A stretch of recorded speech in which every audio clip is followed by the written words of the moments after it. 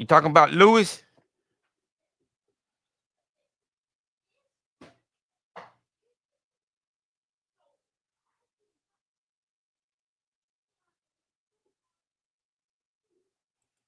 Oh, he should be coming on. He said he's going to be home at 10 o'clock, bro. He said that's what he said. So right now, when it's at 9:15, I'm gonna get off, and then I'm gonna log back on at 9:45, and I'm gonna wait for Hips.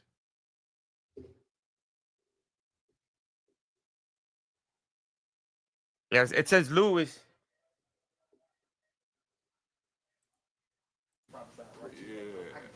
What's up? That's gas, ain't it? It's Rob. Sweet. No, you ain't Trying to finna sell rob us some me. bell water. It's That's straight. straight. You a, It's but straight. see, you an alcoholic, so it don't It's even straight. matter. It's Yeah, straight. You just want to drink. It's How come you straight. always about the We big all right, game, but man? Ain't no robbing here, bro.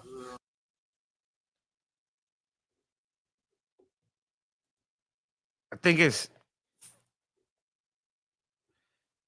44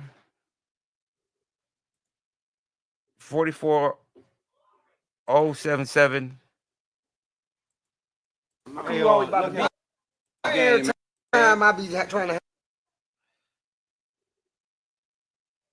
I think the last number is a 1.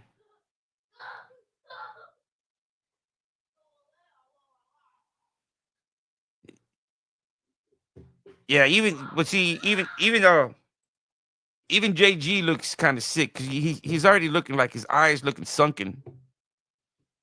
Like this guy's eyes are sunken too, and if you look at JG's eyes, his eyes are kind Handle of. some business, man. You You always always show about the up. big game, though, man.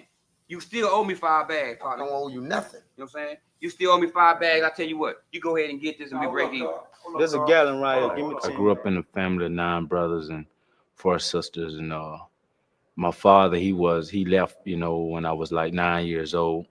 BPS is on her stomach, stand for Black Peace Stone. She's holding a dope sack in her hand. My other girl over on this side, she's got her back. She holding a shotgun. That's my hood. What I represent. Black Peace Stone Blood Nation. Looking back over the years, I guess I shed some tears. I told myself time and time again, it's time I'm gonna win.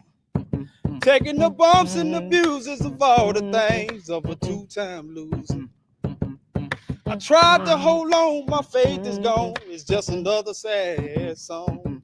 I look back at the times, living in a 3-bedroom shack, wicked streets, nothing to eat, and hemming out clothes on my back. So many hard times. I grew up in Pritchard with my grandmother, my mother. Lived there all my life. Slum area, ghetto.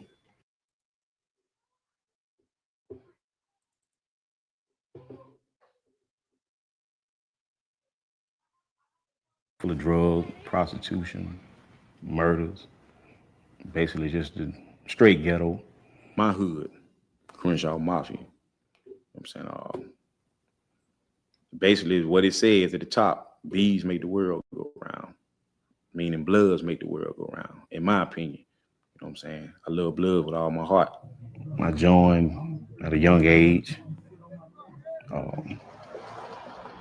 It was more so like a family to me. You know what I'm saying? Because I didn't grow up with a father or uncles or nothing like that. No father figure. So I looked up to the Bloods as like role model. He didn't like our lifestyle. He wasn't accustomed to going by rules and all that. He just did it. He wanted to do just what he wanted to do. And when he wasn't around and got with the wrong crew, the wrong fellas, I guess he began to be part of the crowd. Doing just illegal stuff. My case is really simple. I shot a guy in the projects. He was the opposite gang member. I got 20 years for it. See, I wouldn't know what a blood is. I've never dealt with gangs. I was blind about all that. There was no man in the house for him growing up. So he was around a bunch of ladies. Mother signed him over to his great grandmother, and she had control of him. That boy never, not one weekend went by that he came stay with me, that his great grandmama didn't call my house as soon as we got him to the house.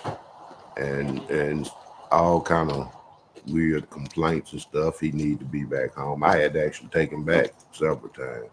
Same time. She never gave him the chance to stay with him. It was always like they thought maybe somebody was gonna take him or something from him. And it never was like that. And once he got up 12, 13, then she wants to go and call me. Want me to chastise the child or something. At that age, it was impossible. I would have had to fight him and all this here to get him, and I just couldn't see it. I mean, it wouldn't have happened. It would have been worse, I think, with me and him than it is now. If I had tried that, the areas that he stayed in, all of them was bad. And with the guidance that he had, the parental guidance that he had, there was nothing left for him to choose going out in the street.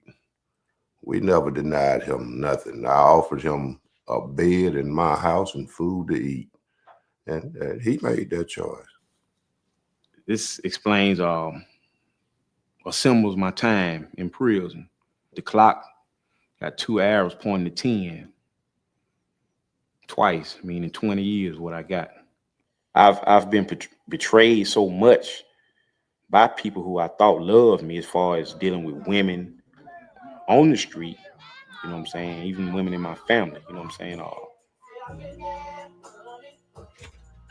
So I don't really have no problem with accepting real love from whoever.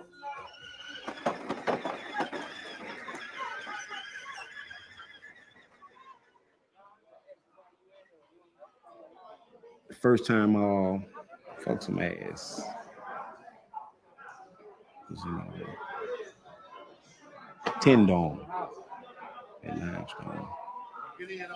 I knew he was a boy, but what caught my interest because he lifted weights, you know. And at that time, I was often working out real heavy. He promised me, he said, man, I ain't gonna bring it to you. If you don't wanna fuck with another man, I ain't gonna pressure you to. So one night we was in the cell.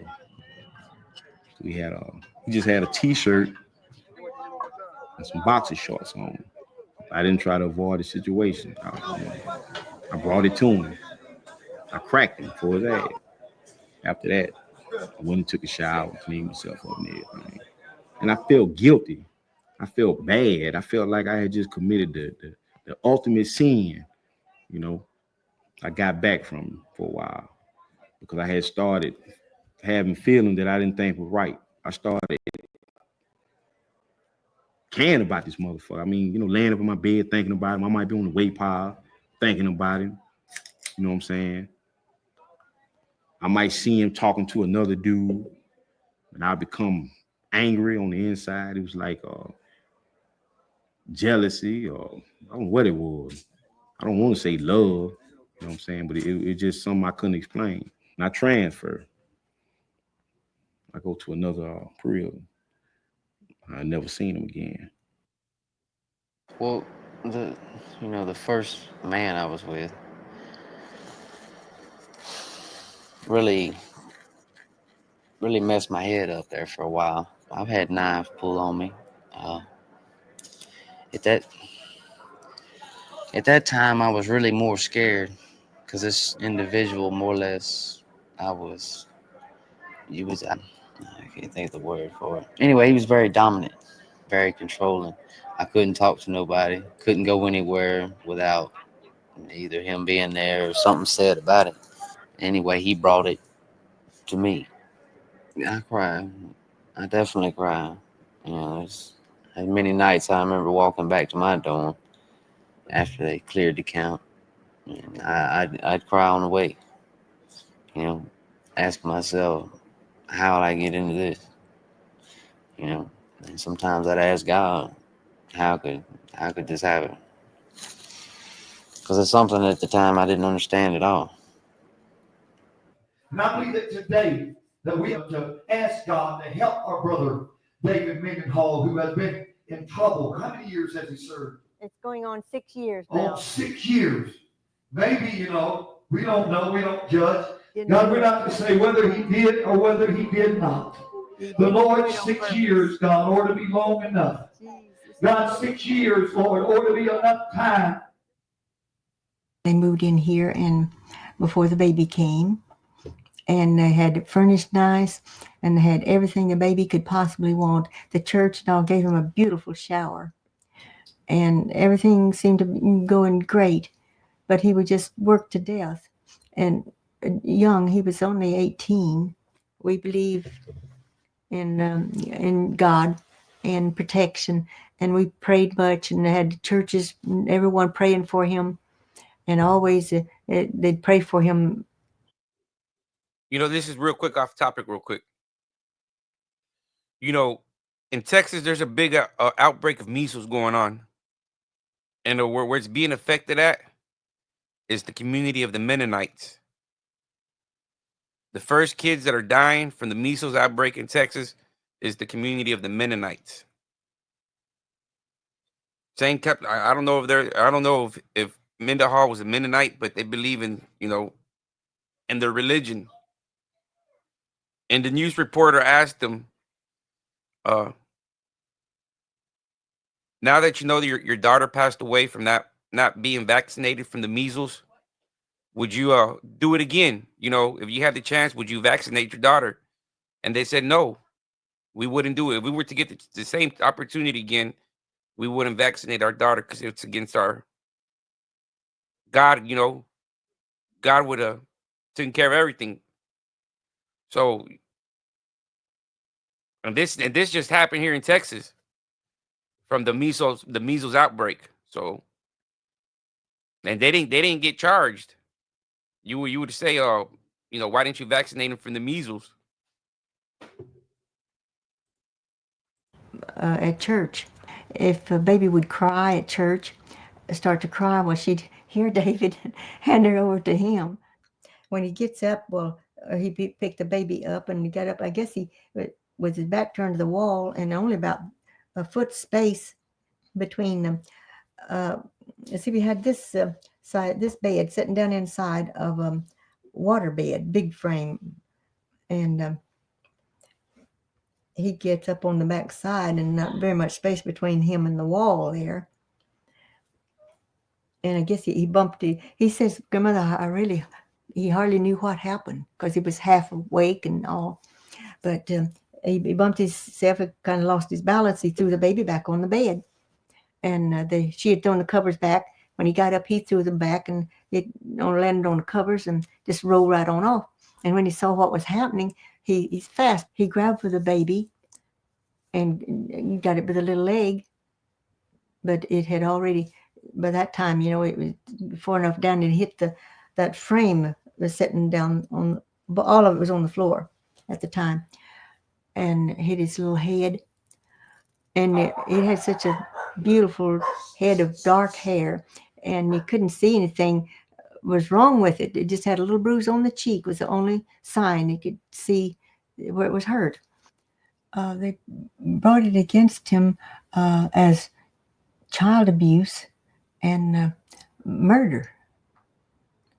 First manslaughter, and then they called it murder. I didn't have enough years and time and knowledge under my belt to be a father and be